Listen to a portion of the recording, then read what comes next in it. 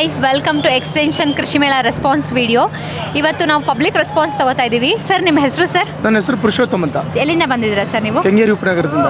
Sir, ಎಷ್ಟೊತ್ತಿಗೆ ಕೃಷಿ ಮೇಳಗೆ entry ಆದ್ರೆ ಸರ್? ಈಗ ನಾನು 11:30 ಗಂಟೆಗೆ ಬಂದೆ. 11:30 ಎಲ್ಲ ಕವರ್ ಮಾಡ್ಕೊಂಡು ಬಂದ್ರಿ? ಹೌದು.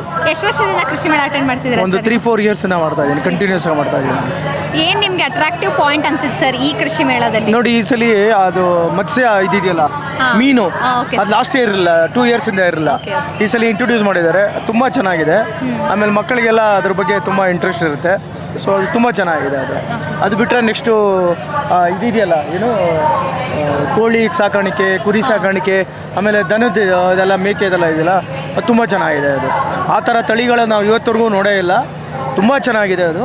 ಸೊ ಆ ಥರ ಗೀ ಆಗಲಿ, ಆ ಥರ ಹಸು ಆಗಲಿ, ಆ ಥರದ್ದು ನಾವು ನೋಡೇ ಇರಲಿಲ್ಲ.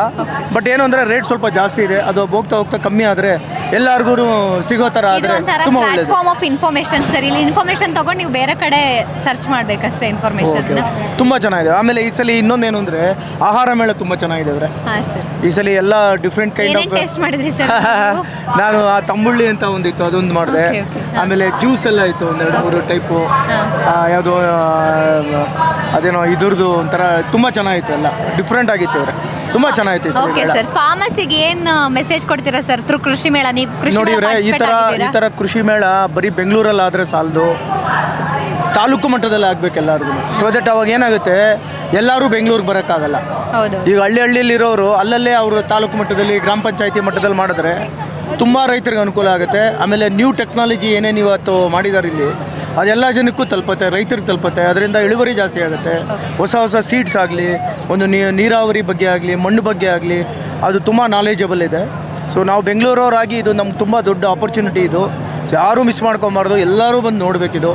ಪ್ಲಸ್ ಎಂಟ್ರಿ ಇದು ಫ್ರೀ ಇದೆ ನೋಡಿ. ಅದು ಇಷ್ಟು ದೊಡ್ಡ ಮಟ್ಟದಲ್ಲಿ ಮಾಡಿ ಜನದಿಂದ ₹1 ತೊಗೊಂಡೆ. ಸೊ ಇದೊಂದು ನಾಲೆಜ್ ಕೊಡ್ತಾ ಇದ್ದಾರಲ್ಲ, ಇದು ತುಂಬ ಒಳ್ಳೆ ಕೆಲಸ ಇದೆ. ರಿಯಲಿ ಇದು ಒಳ್ಳೆಯದು. ಜಿಲ್ಲಾ ಮಟ್ಟದಲ್ಲಿ, ತಾಲೂಕು ಮಟ್ಟದಲ್ಲಿ ಆದರೆ ಎಲ್ಲ ರೈತರಿಗೂ ಸಹಾಯ ಆಗುತ್ತೆ. ತುಂಬ ಉತ್ತಮವಾದ ಫೀಡ್ಬ್ಯಾಕ್ ಕೊಟ್ರಿ sir. Thank you so much. ತುಂಬ ಚೆನ್ನಾಗಿದೆ. All the best. Next year ಇದೇ ಥರ ಮಾಡಿ.